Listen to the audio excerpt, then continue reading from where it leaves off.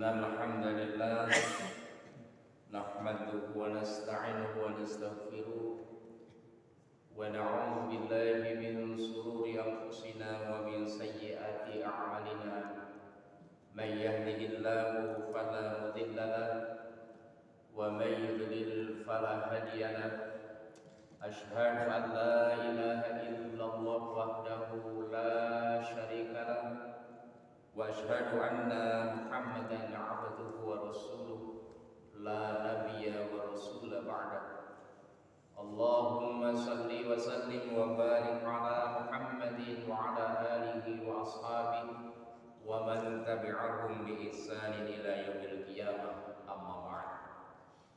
Jamaah salat subuh rahimakumullah, membadalkan jadwal Ustadz Ihsan pagi ini, perkenankan saya untuk mengisi kekosongan karena beliau dalam kesempatan yang bersamaan ada tugas yang tidak bisa ditinggalkan. Alhamdulillah, segala puji bagi Allah, kita senantiasa bersyukur atas segala nikmat, karunia dan pertolongannya sehingga pagi ini alhamdulillah kita masih bisa menegakkan salat subuh secara berjamaah di masjid yang kita banggakan ini, dan juga masih bisa menambah silaturahim dan majlis ilmu. Mudah-mudahan waktu yang kita manfaatkan waktu yang bernilai ibadah di sisi Allah Subhanahu wa taala. Amin. Salawat dan salam Allah tetapkan atas baginda Rasulullah Muhammad sallallahu alaihi wasallam, kepada keluarga, para sahabat dan kita sekalian yang senantiasa istiqomah di dalam mengikuti sunnah-sunnahnya ila yaumil qiyamah. Amin.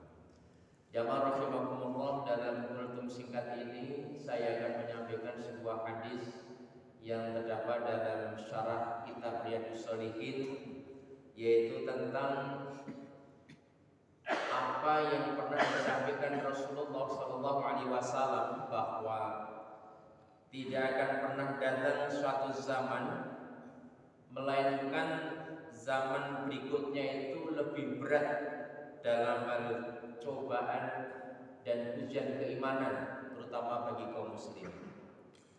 Sebelum saya sampaikan matan hadis ini, sedikit kita merefleksi tentang situasi yang tengah kita hadapi saat ini, terutama yang sedang dirasakan oleh masyarakat Indonesia. Tentu kita semua sekalipun secara zahir kelihatan sehat, kelihatan menerima, tetapi saya yakin sebagian besar rakyat Indonesia hari-hari ini hatinya agak tergerus. Ada sesuatu yang merasa terusik ketika kehidupan kita semakin kesini bukan semakin nyaman, terutama dalam hal-hal yang berkaitan dengan kehidupan ekonomi. Indikasi tentang hal itu bisa kita lihat tentang bagaimana melonjaknya kebutuhan hidup, bagaimana beban hidup terasa betul, sehingga bagi orang-orang yang memang hidup di bawah standar sangat terasa. Dalam 1-2 hari ini mungkin ketika kita belanja sesuatu, tiba-tiba harganya melejit, berkelipatan. Dan ketika ditanya kenapa begitu drastis kenaikan harga ini, tentu semuanya akan menjawab bagaimana tidak, karena adalah efek daripada kenaikan BBM di antaranya. Saudara sekalian, terlepas dari kita setuju atau tidak setuju, sebagai seorang muslim kita perlu untuk ikut berbicara, karena negeri ini perlu untuk kita selamatkan bersama-sama. Sebagai satu rujukan, saya sampaikan sebuah hadis dari Rasulullah SAW dari jalur sahabat Zubair bin Adi.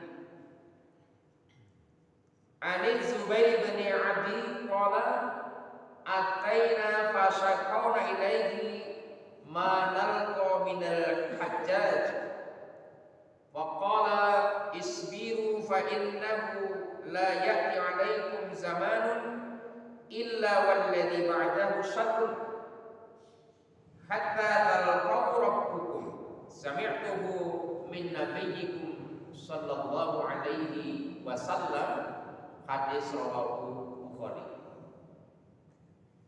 Jamaah rahimakumullah, mari kita simak tentang terjemah hadis ini dari Zubair bin Adi radhiyallahu anhu. Ia berkata, pada suatu hari kami mendatangi Anas bin Malik. Kemudian kami mengadukan kepada beliau perihal penderitaan yang kami alami akibat kekejaman Al-Hajjaj.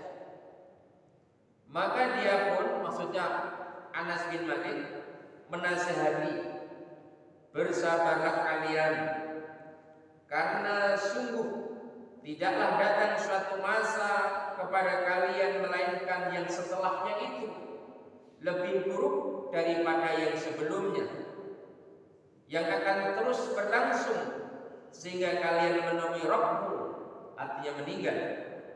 Aku mendengar hal ini dari Nabi kalian, yaitu Rasulullah Muhammad sallallahu alaihi wasallam. Hadirin rahimakumullah, perlu saya jelaskan sedikit tentang syarah hadis ini, bahwa di dalam hadis singkat ini ada satu dialog. Pertama adalah hadirnya seorang sahabat Nabi, Zubair bin Adi. Zubair bin Adi ini salah seorang penguasa. Ia mendatangi seorang ulama yang masyhur ketika itu, namanya Anas bin Malik, yang riwayatnya sudah sering disampaikan oleh Ustaz Andi. Siapa Anas bin Malik? Bahkan dia termasuk di antara satu di antara 60 sahabat Nabi yang ternama. Dia seorang ulama. Kemudian Zubair bin Adi ini menanyakan tentang sesuatu.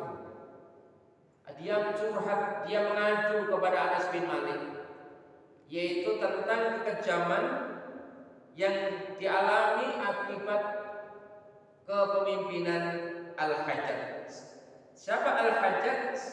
Nama lengkapnya adalah Al-Hajjaj bin Yusuf Al-Thaqafi. Dia seorang penguasa yang zalim. Dia penguasa muslim sebetulnya, tetapi dia berlaku sewenang-wenang terhadap rakyatnya. Ketika Anas Zubair bin Adi ini meminta nasihat, bagaimana wahai Anas bin Malik, ketika kami menghadapi seorang penguasa yang lalim seperti Al-Hajjaj, maka Anas bin Malik menasihati, isbiru, bersabarlah kalian. Fa innahu la ya'ti 'alaikum zamanun illa walladhi ba'dahu syarrun minhu. Sesungguhnya tidak akan pernah datang suatu masa kepada kalian melainkan yang setelahnya itu lebih buruk daripada sebelumnya. Artinya akan terus berlangsung sehingga kalian menjumpai Tuhan. Saudara sekalian, kebetulan kita adalah orang-orang yang diberi kesempatan hidup pada era-era kepemimpinan di negeri ini. Sebelum kepemimpinan sekarang ini, dulu pernah ada pemimpin yang menaikkan BBM. Tidak lebih dari 1000. Negeri ini guncang, penuh dengan air mata yang dilakukan sebagian orang. Mereka seolah-olah membela rakyat yang luar biasa. Kemudian sesudah itu lewatlah, dan hari ini kita melihat bagaimana sandiwara itu muncul. Ini menggambarkan bahwa sesungguhnya ketika orang-orang hari ini menjelek-jelekkan orang sebelumnya, dan orang sebelumnya menjelek-jelekkan sebelumnya lagi, maka yang terjadi, ketahuilah saudaraku, bahwa semakin kita ke belakang akan semakin menghadapi situasi lebih buruk. Mungkin kita waktu itu masih ingat bagaimana Orde Baru ketika negeri ini dipimpin seorang Soeharto. Banyak caci maki luar biasa. Akhirnya sekarang banyak orang baru sadar, ternyata seketir supaya ketika itu masih lebih enak di zaman sesudahnya. Demikian pula setelah itu, ternyata kita lihat akan lebih enak daripada sesudahnya lagi. Dan kita tidak akan pernah tahu apakah tahun-tahun ke depan kita masih akan mengalami situasi yang lebih buruk. Apa yang bisa kita petik dari hadis ini? Pertama, diperbolehkan bahkan dianjurkan para penguasa untuk mengadu, meminta pandangan kepada para ulama. Sebagaimana dikatakan di sini sahabat Zubair bin Ali menghadap Anas bin Malik. Kalau negeri ini pengen baik, maka yang menjadi para penguasa jangan malu minta nasihat kepada orang-orang alim, pada orang-orang yang memahami tentang kehidupan ini. Jangan malah sebaliknya, orang-orang yang alim, orang-orang yang paham tentang kehidupan dunia akhirat justru dimusuhi, justru diintimidasi. Ini kesalahan bangsa ini. Seolah-olah ulama itu orang yang hina, padahal sesungguhnya penguasa-penguasa yang jauh dari ulama itulah yang terhina. Kemudian yang kedua, ketahuilah wa ikhwah fillah asyhadakumullah, kepemimpinan sejati umat manusia sesungguhnya berada daripada ulama. Kenapa Rasulullah SAW diikuti dengan 4 sahabat yang mulia mampu membangun kehidupan yang baik? Karena mereka adalah ulama-ulama yang paham dengan ilmunya tentang menata kehidupan hari ini. Sekarang kita sedang dibangun sebuah frame. Sesungguhnya ulama tidak pantas memimpin umat, tidak pantas memimpin negara. Ini konsep yang salah. Karena kemarin kita yakini bahwa ketika kita ingin baik, ulama harus tampil di depan. Karena ulama lah yang paling tahu tentang kehidupan ini mau dibawa kemana. Jangan malah kemudian ulama merasa minder untuk menjadi pemimpin masyarakat, pemimpin umat, bahkan pemimpin negara. Ini harus diwacanakan kepada generasi muda. Kita bisa melihat bagaimana carut-marutnya bangsa ini ketika ulama termarginalkan, tidak mengambil bagian di dalam membangun negeri ini.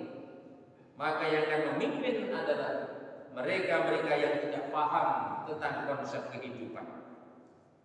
Kemudian yang ketiga, hikmah daripada hadis ini, kita disunahkan bersabar dalam menghadapi segala cobaan dan agar segera mengerjakan amal soleh.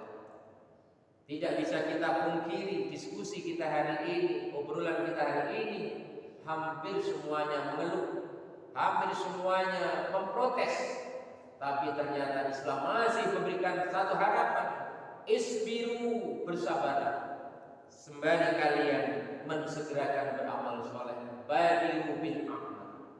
Jangan sampai kekecewaan kita ujian ini justru akan semakin mempersedikit, mengurangi amal-amal kebaikan kita.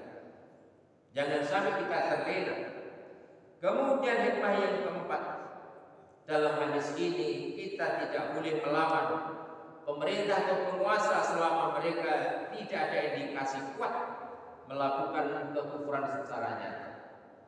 Sekali lagi, kalau umat Islam bersuara, kalau kemudian ada satu partai namanya PKS termasuk yang berani menyimpang keluar dari sesuatu ini, itu bukan berarti hendak meruntuhkan pemerintah, tetapi sudah memberikan satu sikap tegas bahwa kita tidak ingin meruntuhkan negara ini, tapi kita ingin melawan kebijakan yang tidak patut, terutama yang menimpa kehidupan masyarakat umum. Kemudian hikmah yang kelima, wajib mencegah kerusakan yang lebih besar daripada mendatangkan kebaikan sesaat.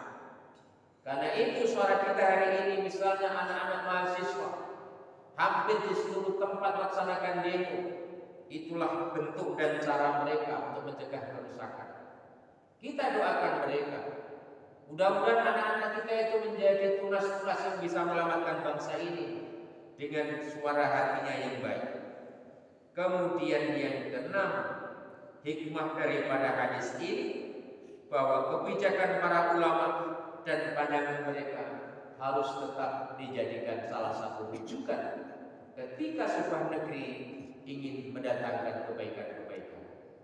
Saudaraku yang dirahmati Allah, terkait dengan situasi seperti sekarang ini, terutama jamaah yang telah kita lakukan setiap saat, kita tetap mengajak, mari dalam situasi sepahit apapun kita tidak meninggalkan amal-amal soleh kita. Termasuk saya sisipkan insyaallah setelah sekian waktu kita tidak melaksanakan kegiatan gerakan bangun subuh berjamaah bersama warga di gerbang surga, insyaallah pada bulan Oktober tanggal 2 hari Ahad nanti kita akan kembali syiarkan. Kita harus hadir di tengah-tengah kegembiraan umat. Gerakannya harus hidup kembali. Karena itu kepada seluruh jamaah, mari kita syiarkan kegiatan ini. Kita saling bagi informasi ini bukan hanya untuk internal kita, tapi syukur-syukur di luar komplek Ragam Mufakat 2 ini. Mudah-mudahan kekuatan kecil, virus kecil ini akan menjadi penyeimbang tentang kegaduhan-kegaduhan yang timbul di tengah-tengah kehidupan kita. Jamaah rahimakumullah, demikianlah khutbah singkat, kultum singkat yang dapat saya sampaikan, mudah-mudahan bermanfaat dan tetaplah kita istiqomah di dalam ketaatan. Kita akhiri dengan doa kafaratul majlis. Subhanakallahumma wa bihamdika asyhadu an la ilaha illa anta astaghfiruka wa atubu ilaik. Billahi taufiq wal hidayah. Nasr minallah wa fadlun qarib wa basyiril mu'minin. Wassalamu alaikum warahmatullahi wabarakatuh.